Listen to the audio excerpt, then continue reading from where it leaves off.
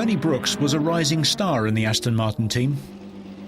At the end of 1955, the DB3S had reached the limit of its development, so the team started to work on its replacement, the DBR1. Meanwhile, the DB3S would have to continue during 1956. Two significant things happened in 1956.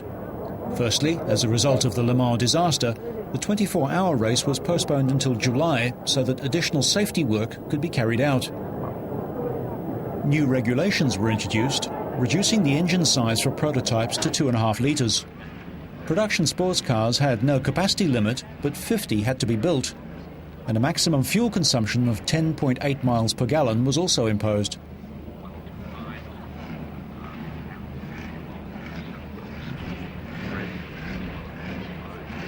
The other major event in 1956 was the arrival of Stirling Moss to drive for the Aston Martin team. For the 1956 season, Peter Collins had joined Ferrari for Grand Prix races. Although he continued to drive for Aston Martin in sports car races, in John Wyre's view, he didn't give of his best. Moss and Salvadori were race winners early in the season at Goodwood and Silverstone. Unfortunately, Salvadori sustained injuries in an accident in his Maserati, and at the Nurburgring he was far from fit, but partnered Peter Walker. Brooks was alongside Collins. Moss was contracted to Maserati for this race.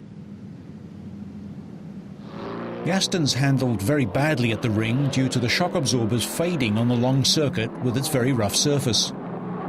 Collins drove a very lacklustre race, outperformed by his teammate Brooks, who drove superbly on his first visit to the Nurburgring.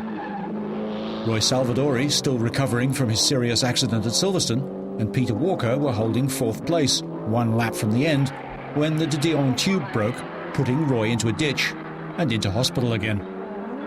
This left the Collins-Brooks car to finish fifth.